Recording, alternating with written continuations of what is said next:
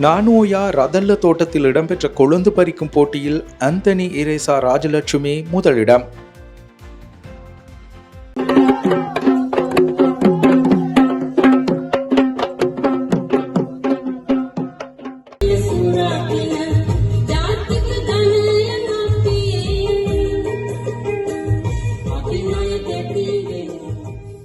மூன்றாவது முறையாக ஹேலிஸ் பெருந்தோட்ட நிறுவனத்தின் ஏற்பாட்டின் கீழ் 60 தோட்டங்களில் பணியாற்றும் 42 தொழிலாளர்களுக்கு இடையிலான சிறந்த தரமான பச்சை தேயிலை கொழுந்து பறிப்பாளரை தெரிவு செய்யும் போட்டி நானோயா ரதல்ல தேயிலை மலையில் நேற்று நடைபெற்றது.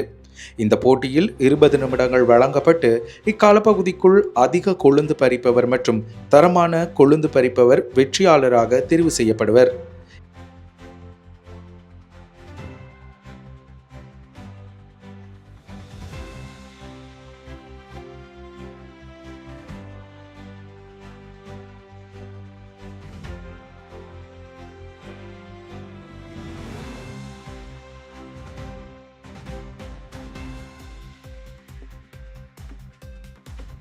கிரேட் வெஸ்டர்ன் தோட்டத்தை சேர்ந்த 3 பிள்ளைகளின் தாயான அந்தனி இரேசா ராஜலட்சுமி முதலிடத்தை பிடித்துள்ளார்.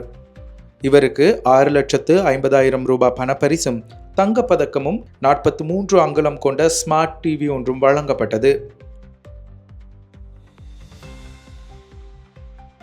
மேலும் 1,00,000 ரூபாய் பணப்பரிசும் ஏனைய 3 வெற்றியாளர்களுக்கு 75,000 ரூபாய் பணப்பரிசும் பதக்கங்களும் வழங்கப்பட்டன.